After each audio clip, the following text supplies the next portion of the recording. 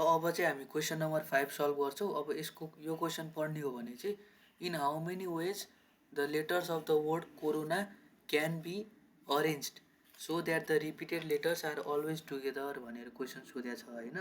अब यो question solve गर्नलाई चाहिँ हामीले के गर्नुपर्छ त, सुरुमा हामीलाई के भनेको छ त, letters of the repeated letters are always together. यहाँ रिपिटेड लेटर भनेको के छ त, repeated letter equals to O छ। त्यसको मतलब हामीले सी हाम्रो टोटल लेटरहरू सी ओ अनि ओ आर अनि एन अनि ए यिनीहरू नै हो हाम्रो टोटल लेटरहरू। अब हामीले चाहिँ यो दुईवटा ओ र ओलाई चाहिँ एउटै ब्लक मान्नु पर्यो, अनि मात्र यिनीहरूको अरेन्जमेन्ट यसरी हुनसक्छ कि repeated letters are always together भनेको एउटा ब्लकमा चाहिँ एउटा अरेन्जमेन्ट चाहिँ सिओओआरएनए हुन सक्यो, त्यस्तै अर्को अरेन्जमेन्ट चाहिँ सिआरओओएनए हुन सक्यो, त्यस्तै अर्को अरेन्जमेन्ट सिआरएन ओओए हुन सक्यो, त्यस्तै अर्को अरेन्जमेन्ट सिआरएनए ओओ हुनु पऱ्यो। यो ओ र ओ चाहिँ सँगसँगै हुनु पऱ्यो के। यसको मतलब चाहिँ यसरी नै ओ र ओ चाहिँ सँगसँगै हुने गरी नै अरेन्जमेन्ट हुनु पऱ्यो भन्न खोजे हो होइन। अब मैले यिनीहरू सबै अरेन्जमेन्टहरूलाई मेटिदिएँ। अब हाम्रो टोटल अरेन्जमेन्ट कसरी लेख्छौँ त, टोटल अरेन्जमेन्ट्स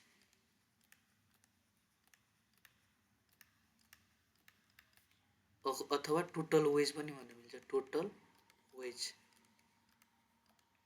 यो भनेको के हुने भयो त, सी ओ र ओ त सँगसँगै छ भनेपछि यिनीहरू दुइटा टाँसिएर बसेको छ भनेर बुझ्नु पऱ्यो। अनि यिनीहरू दुइटालाई हामीले एउटै ब्लक मान्छौँ भनेपछि यिनीहरू दुइटालाई हामी एउटै काउन्ट गर्छौँ भन्न खोजे हो। सिओआरएनए 5वटा टोटल लेटर छ भनेर हामीले बुझ्नु पऱ्यो सुरुमा चाहिँ। भनेपछि हामीले टोटल वेज कति हुने भयो त, 5 फ्याक्टोरियल हुने भयो।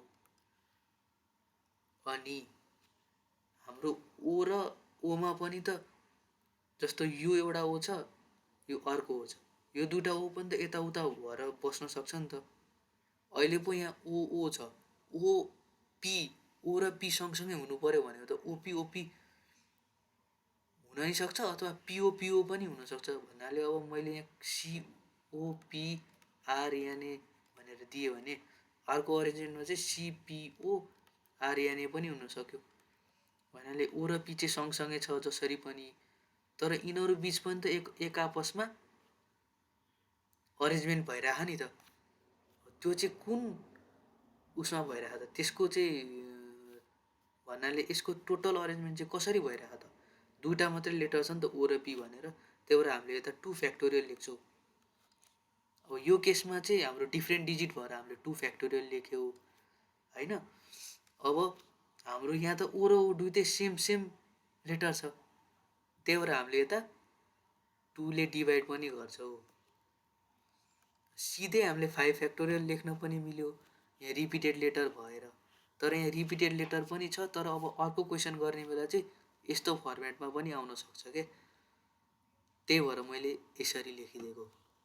अब 2 र 2 त क्यान्सल आउट भइहाल्छ, यसको एन्सर चाहिँ 120 हुने भयो।